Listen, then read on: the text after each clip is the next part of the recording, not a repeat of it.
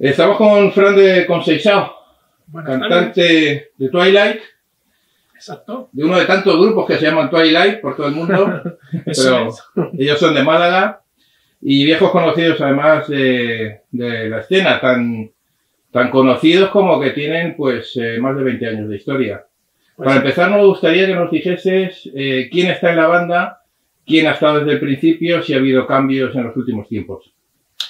Pues ahora mismo estamos en la banda a la guitarra y a la batería, los mismos hermanos que fundaron el grupo. Edu Mota a la guitarra, José Carlos Mota a la batería. Al bajo tenemos a Antonio Moreno y a la voz estoy yo, Fran de Conceizao. Y ahora mismo, bueno, el disco lo grabó José Miguel Díaz. Bueno, más bien colaboró, grabó algunos solos de guitarra. Y ahora mismo para apoyo de directo tenemos a otro guitarra que estuvo colaborando con nosotros en la gira de Born and Divine y se quedó con nosotros, empezó a componer un poquito también los temas nuevos, que es Alberto Manceras. Ahora mismo nos está echando un cable porque estamos sin segundo guitarra y estamos buscando un nuevo componente para Twilight. Ya que estamos repasando un poco vuestra historia, pues me gustaría que hiciésemos un breve recorrido por vuestra discografía, que es peculiar en el sentido de que corresponde a 3 décadas distintas, que ya tiene mérito, sí, porque es fijar bien la intención durante mucho tiempo. Está Legend de 1998, Born and Divine de 2003 y el Sign of the Times del pasado año. ¿Cómo es eso de grabar con tanto espacio entre uno y otro? ¿Ha sido porque no habéis podido, no habéis querido? Cuéntanos un poco la peripecia de esta discografía. Bueno, en realidad el ritmo que hemos seguido siempre era el normal. O sea, el parón más gordo vino después de Born and Divine. El primer parón que fue después de Legend fue por cambios de componentes. Básicamente se fue el cantante, entré yo, luego se fue el guitarra, en fin. Hubo varios cambios de formación que impidieron que entráramos a estudio enseguida. Pero en cuanto tuvimos una formación otra vez más o menos fija, fue cuando entramos a grabar Born and Divine. Pero el parón más grande fue para grabar el último disco, Sign of the Times, porque empezamos a componerlo, como te decía, en el ritmo normal en 2006-2007, cuando acabaron los conciertos de Born and Divine, empezamos ya a componer temas nuevos.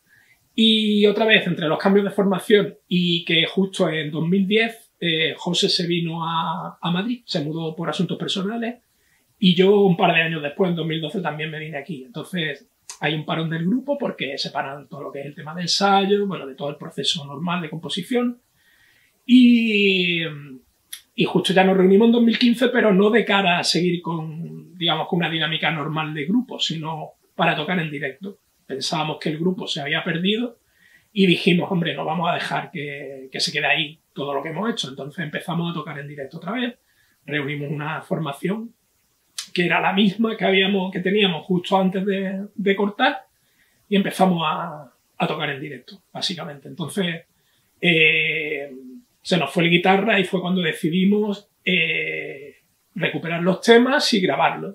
En principio con una sola guitarra. Y luego ya fue cuando pedimos ayuda de José Miguel para que introdujera algunos solos de guitarra también. Y él era el guitarra de Legend. Y para que introdujera, en fin, para volver un poquito a los inicios. Porque curiosamente Antonio, el bajista actual, también fue el primer bajista que tuvo la banda en los inicios. Entonces, básicamente fue eso lo que pasó. Se da la circunstancia que los discos solo están disponibles en plataformas de reproducción en línea prácticamente desde hace pues, noviembre de 2022. ¿Habéis notado que eso ha significado que haya gente que pues, esté recuperando aquello porque le haya interesado lo más reciente? Desde luego es ganar, tenerlo disponible digitalmente es estar en el mundo, como quien dice, ¿no? Totalmente. Sí, ahora, bueno, todo vino a raíz de quien nos está haciendo asesoría digital a nivel digital, que es Manuel Martínez de MMP Productos Digitales. Él fue quien nos organizó todo el tema para el nuevo disco, para Sign of the Times, Y justo después nos dijo, bueno, chicos, ¿no habéis pensado en recuperar los 2 primeros discos y ponerlos también en plataformas digitales? Y dijimos, hostia, pues sí, sería interesante porque ya que estamos ahí otra vez un poquito en el candelero, pues vamos a ver si efectivamente podemos poner estos 2 discos de nuevo en circulación y fue lo que hicimos. Fue todo, pues eso, asesorado por Manuel, al que mando un saludo desde aquí y que está haciendo un trabajo importante y genial con el grupo. Luego también hay una edición curiosa, ¿no? Que es la que ha hecho nuestro amigo de Thunder Steel Records, porque aquí ya nos conocemos todos, sí. Que, bueno, ha tenido la buena idea de unir en un solo lote el segundo y el tercer disco, que es también apoyar un poco que tenéis una historia. Sí, la verdad es que como Legend se perdió un poco con el tema de que salió con Arise Records, y ni siquiera tenemos el máster ahora mismo de Legend, por desgracia. De hecho, no tenemos ni el disco original nosotros. Bueno, yo no estaba en esa formación cuando se grabó el disco, pero los componentes que estaban en esa formación tampoco tienen el disco original de Legend. Entonces, pues lo que teníamos teníamos un stock de cuando sacamos Born and Divine, y obviamente Sign of the Times, que acaba de salir, acaba de llegarnos el pedido de CDs, y se le ocurrió, como bien cuentas a Paco, hacer, pues se le ocurrió lo que es el diseño del cartoncito, así súper chulo, para ofertar Born and Divine y Sign of the Times para quien quisiera los 2 discos, o quien no tuviera Born and Divine tampoco, en esa edición especial, que sería un poquito más económica que si compraban los 2 CDs por separado.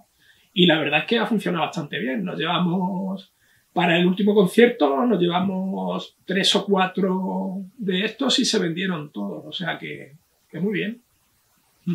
Y luego es curioso porque, claro, nos etiquetan como Power Metal en Metal Archives. Y luego yo pregunto a colegas y me dicen, no, estos hacen neoclásico, barroco. Parece que sois más pintores que músicos, porque las etiquetas que os ponen son todas muy de arte clásico, ¿no? Sí. En fin, ¿tú cómo lo ves? Porque hay que llamar, a veces, por desgracia, ¿no?, que etiquetar a las cosas para que se puedan por lo menos poner en las baldas que les corresponden en las tiendas. Yo creo que la etiqueta más fácil es la que nosotros nos ponemos y que siempre decimos cuando nos preguntan qué es heavy metal, ¿no? O sea, realmente la etiqueta heavy metal, si tú dices hard rock o dices sour o dices glam rock, sí que estás definiendo algo que tiene un sonido bastante concreto y que si te sales un poquito de ahí, pues ya estás diciendo, no, estos no hacen glam o no hacen tal. Pero heavy metal yo creo que es una cosa mucho más genérica, que engloba sonidos muy genéricos dentro, obviamente, de lo que es el metal. Entonces, nosotros hemos tocado muchos palos. Efectivamente, el grupo empezó con Legend, incluso con Born and Divine, con el power metal, digamos así, germano, que se hacía en aquella época, en los 90, rollo Blind Guardian o Gamma Ray o Halloween, que es una de nuestras principales influencias. Pero, por ejemplo, con este tercer disco hemos recuperado nuestras influencias más heavy. Incluso metemos ahí un poco de toques de thrash metal, recuperamos un poco, digamos, la agresividad que a lo mejor a veces le quitaba, pues, ese rollo más power metalero germano, que no es que no tenga potencia, sino que le faltaba a lo mejor esa agresividad que sí que hemos recuperado en este disco. Entonces, yo creo que la etiqueta que más puede asimilarse es heavy metal. Te iba a preguntar por las letras, por si eso, digamos, que nos servía un poquito de indicio para ubicaros aquí o allá. Hay público que se ha quedado con la maravillosa, por otro lado, ilustración de juglar luchando por recuperar su laúd. Sí. Y claro, dicen, pues ya está, las letras son de temática medieval. No es así. No, para nada. En aquella época, pues sí que estábamos también muy tocados por la imaginería que había, porque molaba, ¿no? Ese rollo, pues, medieval, tal. De hecho, musicalmente no solo se tocaba, sobre todo en los 2 primeros discos, toquecitos de folk, sino que también había un rollito así medievo en algunas melodías, pero luego las letras, curiosamente, no tocan ningún ninguno de esos temas. Digamos que tú en la portada y no vas a encontrarte literalmente ese rollo en lo que es musicalmente. Del primer disco te tendría que contestar mejor sobre las letras quien las escribió, que fue el primer cantante, José Antonio. Pero sí que te puedo hablar de las letras que yo escribí, que fueron las de Bon and Divine, las de Sign of the Times. Y la verdad es que hay pocas referencias a ese rollo. Si acaso, The Cult of the Fallen, uno de los temas de Bon and Divine, que en realidad era un tema que era muy, muy power metal, muy con ese rollo medieval. Y yo que soy más de temas más mundanos y más con su toque siempre de crítica o que persigue otra finalidad a lo mejor más chunga, por llamarlo de algún modo, pues decía, ¿qué hablo en este tema? Porque musicalmente me suena más, pues eso, a rollo fantástico, a leyenda, tal. Y hablé con un amigo y le dije, tío, a ver si estudiaba filología inglesa y sabía conocía un montón de escritos y de poesía, en este caso, no sé, no, esta no era de Lord Tennyson. Bueno, de algún autor también había una leyenda que fue la que dio la letra de Cult of the Fallen. O sea, que la única que podía tener un rollo más medieval y tal fue la única letra que no escribí yo en Bon and Divine, pero las demás no se centran mucho en ese rollo medieval, la verdad. Sign of the Times, un disco muy largamente preparado, con grabación no lenta, sino entiendo que pausada por las circunstancias, las pandemias y estas cosas. Y sorprende porque repasando vuestro Facebook se ve que lleváis con el disco ya unos cuantos años, ¿no? Y claro, eso me imagino que puede crear o una enorme expectativa que derive en cierta frustración porque no sale, o no, o habéis sido pacientes y buenos y habéis esperado a que llegaran los tiempos que convenían, ¿no?, para el lanzamiento del disco. Sí, totalmente. Nos lo tomamos con calma porque no había más remedio que tomárselo con calma. En realidad, cuando no nos entró prisa, porque ya lo teníamos todo bien machacado, listos para entrar a estudio para el 21. Pero como estaba todavía la cosa ahí regular, decidimos retrasarlo hasta que, digamos, la pandemia o todo el tema estuviera relajado casi del todo, que hubiéramos vuelto a cierta normalidad, y lo retrasamos hasta 2022.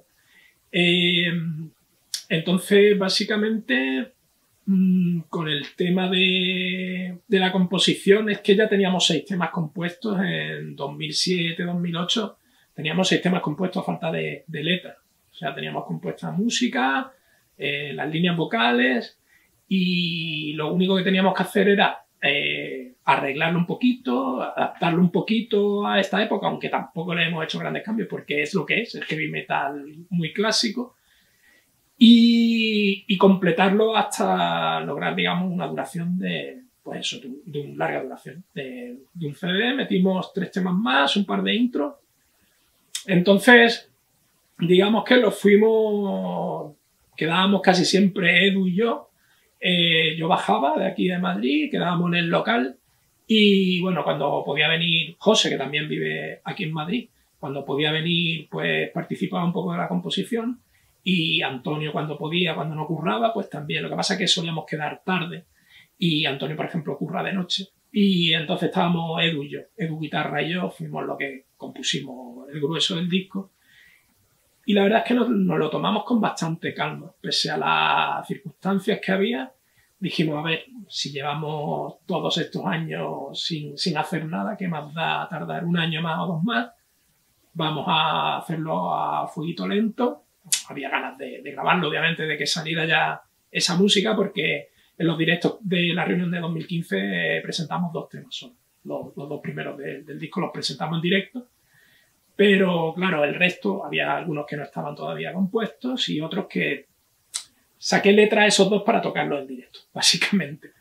Pero todavía faltaba pues arreglos del resto y sacar las letras del resto. Y eso lo fuimos haciendo muy, muy tranquilitos para hacerlo bien, básicamente. Entonces, digamos que eso fue el proceso del disco, sin prisa y sin pausa. Por ejemplo, el videoclip es Love Song. ¿Por qué? Porque ese tema que desde luego no es de los más... de los que tienen más duración, claro, es más fácil hacerlo de un tema más breve. Claro. ¿O hay algo más? Ese tema yo creo que fue porque pensamos que podía funcionar mejor. Al final, los singles cogimos los que tenían un estribillo más pegadizo, por lo que se suele buscar con un single. Los tiempos que corren yo creo que tiene mucho más sentido. Está cobrando más sentido el rollo singles que el rollo discos completos. Hace poco lo comentábamos también en una entrevista, que hoy día la gente, con la inmediatez de Internet, que además casi todo se consume por Internet, es como que necesita estímulos puntuales, o sea, estímulos con un principio y un final más o menos breve.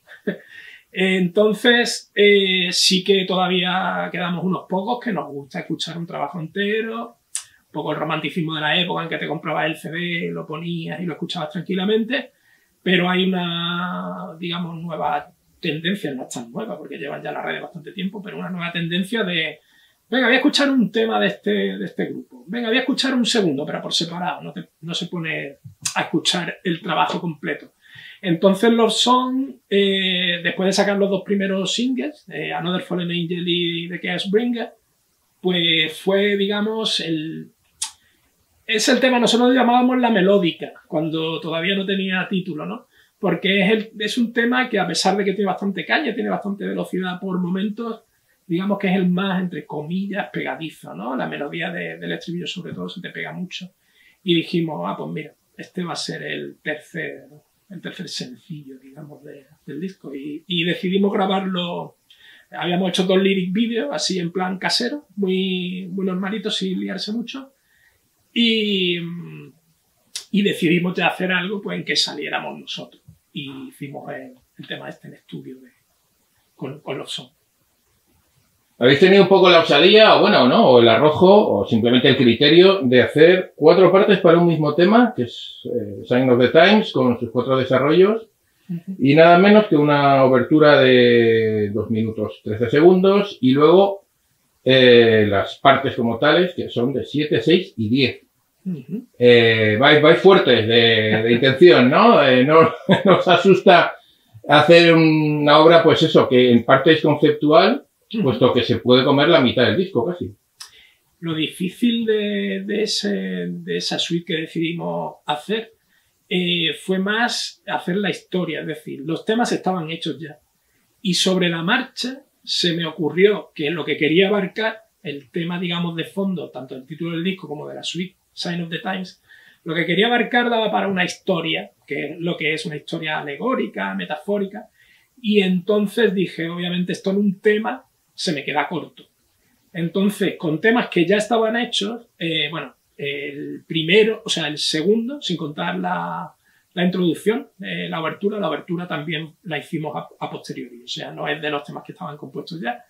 De hecho, tiene fragmentos de los temas que siguieron, o sea, que fue lo último que se hizo, prácticamente de la suite. La segunda parte, esa se hizo de cero, pero la tercera parte estaba medio hecha, tenía ya lo que es la parte de la estrofa, el estribillo, solo se tuvo que hacer la parte de los solos y el final. Y la última parte, la de 10 minutos, le añadimos cosas, unas cuantas cosas, pero era uno de los temas que teníamos entero desde 2007-2008. Entonces fue más bien una elección de montar la historia, lo que era la letra, y coger las canciones de las que ya teníamos hechas que iban a formar parte de la historia. O sea, fue un poco raro. No fue un proceso de vamos a coger 3 temas o vamos a hacer una historia en 2, 3 temas con los que sea para desarrollar la historia de, valga la redundancia, de Sign of the Times. Sino que lo decidí pues a posteriori. Quiero hablar de esto, se me ha ocurrido una historia y necesito pues bastante tiempo para contarla tranquilamente. Y entonces ya cogimos esos temas y luego lo de la abertura era un poco, digamos, influencia de los discos de progresivo, sobre todo, por ejemplo, lo de Dream Theater, que en el tema conceptual de 6 o 7 partes tiene una abertura que además suele tener pinceladas de la parte musical, de la composición de temas que vienen después. Fue eso, calcado. Quisimos hacerlo así y y así surgió la suite, sin más. Vamos a salir del estudio y, bueno, hablemos un poco de lo que pueden ser los conciertos. Tenéis anunciado un festi con Ángelus Apátrida. Eso es. Y, bueno, a cuenta de esto me gustaría conocer, porque algún contacto hemos tenido personal con Málaga, donde la escena para nosotros, los que no vivimos allí, es un poco rara. Es bastante misteriosa. No sabemos si hay gente, entendemos que sí, porque es una provincia rica y hay escena cultural. Se hizo el Metal Paradise, donde casi tocáis, ¿verdad? Exacto, sí, casi, ahí se queda. Bueno, y tenéis allí donde poder tocar, se reduce todo a Málaga ciudad, ha habido allí problemas con las salas, históricamente también. Pues mira, de Málaga te puedo hablar, a pesar de que estoy bastante por allí, pero estoy viviendo aquí ahora, te puedo hablar más o menos de lo que me cuentan y de lo que cuando a veces bajo veo. Escena siempre ha habido en Málaga, siempre. Más o menos fuerte, con más o menos ganas, pero siempre ha habido una escena a nivel de grupos, de bandas. Siempre, muchas además, sigue habiéndolas. Y además de una calidad que cuando la descubres, dices, Dios santo, ¿y esta gente por qué no hace algo más? Muy buena calidad. De cara a sitios donde tocar, pues bastante mal, por desgracia. Tenemos la sala Trinchera, lo que antes era la Vivero, que es una de las dos salas donde suele venir grupos grandes. Luego está la Paris 15. Y por ejemplo, ahora mismo teníamos otra sala que es Eventual Music, que hace mucho que no veo nada anunciado. Es muy buena sala, con muy buen sonido, pero hace mucho que no veo que se anuncie nada. Entonces realmente no sé si la sala sigue en activo o si no. Pero bueno, son salas, a lo mejor Paris 15 y la Trinchera son un poquito más económicas a la hora de alquilar, pero luego salas que tú puedas decir, oye, vamos a montar un sarao entre 2 o 3 grupos y que tengas una calidad mínima y una producción con un equipo ahí detrás medio en condiciones. Hace poco acaban de cerrar una. De las dos que más, digamos, que más movimiento tenían, la que acaba de cerrar se llamaba The Hall. Y ahora mismo están trayendo cosas a una que además está muy cerquita de donde he vivido yo siempre, donde vive mi madre ahora mismo ahí en Málaga, que es la Cochera Cabaret. Hace poco han estado Brujerías, sin ir más lejos. Y esa todavía no he estado siquiera, pero esa sala parece que es la que tiene ahora mismo más movimiento de cara pues a montar saraillos entre varios grupos tal. Pero de cara a tocar allí, incluso bares, que es donde hemos tocado toda la vida. En los 90 había un montón de bares en el centro, sobre todo, donde tocar, y que abren, cierran. Hay muy pocos supervivientes de bares, incluso heavy, que no sean para tocar. Entonces, digamos que hay escena y la gente tiene muchas ganas, pero por algún motivo no se dan las infraestructuras para que eso tenga un poquito más de proyección. Pero vamos, grupos, ya te digo, que apunta pala y muchos muy buenos. Y las soluciones, entonces, porque tenéis temperatura allí todo el año para poder hacer, sí, serían los festivales, ¿no? Pues sí. Como este que hemos comentado. Bueno, vamos a animar a quien corresponda, ¿no? Pues sí. Iniciativa privada o pública a que espabile un poco en ese sentido, porque son carteles atractivos, la verdad. Y van a llevar gente de fuera y hay curiosidad. Sí, tenemos el Algarroba Rock, gracias a Tony Peláez, que es un máquina y es un tío que se le va la vida en la organización. Este año ha dejado todo el tema de venta de entrada y todo en manos de una compañía, porque antes lo llevaba él todo y es que el pobre no va a abasto, vaya. Y el año pasado, que trajo a la Sociedad Alcohólica, no le salió bien la cosa, y es que pierde dinero y al año siguiente aparece otra vez. Tony, tío, que te va a dar un infarto, o sea, te da un infarto y te va a arruinar. Que no, que el tío es súper, le encanta, porque además él tocaba de joven también, y ha estado yendo a conciertos toda su vida, le encanta la movida, y su ilusión es este festival, y esperemos la verdad que cuaje con el tiempo, porque la verdad es que el tío le echa muchas ganas, mucha ilusión, y como veis está trayendo grupos fuertes nacionales, la verdad. digamos que soñando un poco o no, porque nunca se sabe, claro, todas las comunicaciones públicas que hacéis, las hacéis en inglés, incluso priorizando el inglés antes que el castellano, lo que denota evidentemente que hay no una ambición internacional, pero sí un enfoque a un público global que pueda escucharos en Singapur, en Paraguay, en todas partes, ¿no? Eso está bien claro, ¿no? Tener ciertas aspiraciones, que luego salga o no es otra cosa, porque siempre es complicado, pero ¿tenéis esa esperanza o esa vía?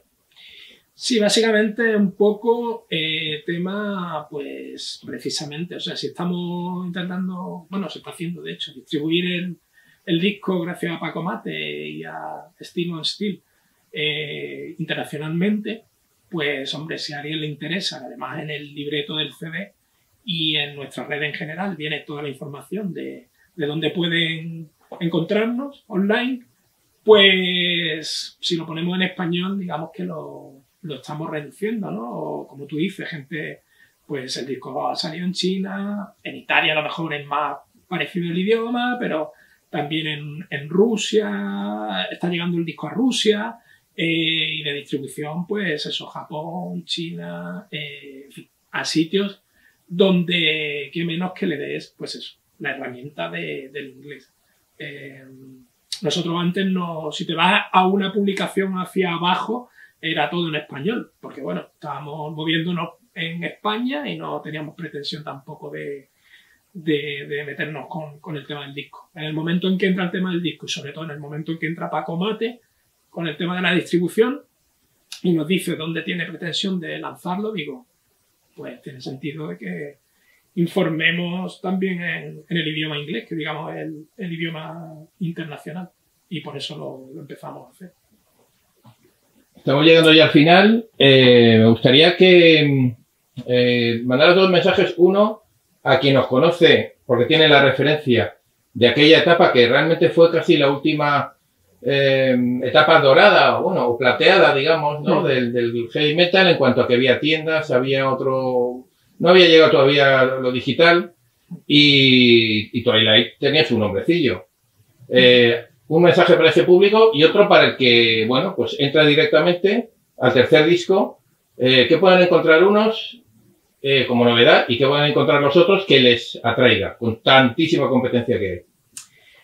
Pues a ver, a los primeros, a los que ya nos conocían, se va a encontrar una vueltecilla de tuerca, digamos, al estilo clásico. Nosotros nunca hemos tenido otra pretensión que hacer heavy metal clásico, que es con lo que crecimos. Yo, por ejemplo, de música, consumo ya muy poco heavy metal clásico, casi todo lo que oigo es progresivo y death metal y cosas así, ¿no? Pero lo que me gusta hacer, o para lo que yo creo que puedo ser más versátil en mi apartado vocal, es para el heavy metal clásico. Es lo que me gusta hacer, o para lo que más puedo estar, digamos, mi voz puede adaptarse. Pero para todos esos que conocieron a Twilight con Legend y con Born on Divine, sí que es verdad que han notado pues, lo que te comentaba antes, esa más, digamos, ataque directo a los temas, más agresividad, una guitarra mucho más afilada de lo normal y menos, digamos, pues eso, recovecos medievales, menos folk. Pero en definitiva van a encontrar heavy metal directo y potente, todavía muy influenciados por el power. Seguimos teniendo muchos momentos Halloween, pero hemos metido, digamos, nos hemos dejado influenciar por otras cositas un poquito más duras, de Chaos Bringer o en Unhumankind sobre todo, donde el tema termina en una fiesta casi death metal. Y como nos gusta también ese estilo, sin ser obviamente nuestro estilo predilecto, pues ese es el único cambio que van a encontrar. Pero yo creo que más o menos los seguidores de siempre no van a notar tampoco un cambio de decir, joder, esta gente ha dejado de hacer lo que hacían, ¿no? Básicamente. Y a los nuevos, pues van a encontrar, si les gusta, si vienen de tradición de los grupos, pues un poquito de Maiden, un poquito de Judas, un poquito de Halloween, incluso todavía un pelín de Blind Guardian o cosas así. Se van a encontrar heavy metal toda la vida, bueno, de toda la vida, de los finales de los 80 y de los 90. O sea, pero sobre todo, yo creo que el heavy metal es un idioma universal ya. O sea, lo que van a encontrar es mucha potencia y mucha fuerza. Y en este disco más cojones de lo habitual a lo mejor, porque hemos tocado temas un poquito más, digamos, espinosos en ciertos momentos y entonces eso te sale rabia y te sale, pues eso, más punch, más bestialidad por un lado, pero luego pues no se van a encontrar. Sí que hay alguna parte que hemos metido más groove o pues eso, experimentando un poquito con los sonidos más modernos del metal, pero muy, muy poco. Al final vas a encontrar lo que suele ser habitual en el heavy metal clásico. Voces altas en su mayoría, guitarras muy afiladas, muy clásicas dentro del estilo y batería, bueno, doble bombo, en fin. Yo creo que todos los tópicos típicos del estilo están reflejados en Ensayos de Metal. Pues queríamos darte las gracias, entre otras cosas, por adaptarte a las dificultades de iluminación que hemos tenido, porque hay que decir, lo contaremos luego en el artículo, que es que con Twilight se nos han fundido los plomos. Ha sido tocar el tema y ya se ha venido abajo la instalación eléctrica. Se un poco, han dicho, a ver, esta gente... Mucho voltaje, de verdad. Tan poca intensidad en la red. Bueno, eso, muchas gracias. Tenemos ganas de veros en directo, a ver si hay oportunidad en algún viaje que hagamos para Málaga o cualquier otro lado, por supuesto incluyendo Madrid, Barcelona, Bilbao, grandes ciudades, lo que podáis conseguir siempre estará bien y estaremos ahí apoyando. Pues muchas gracias a vosotros por la entrevista y por todo.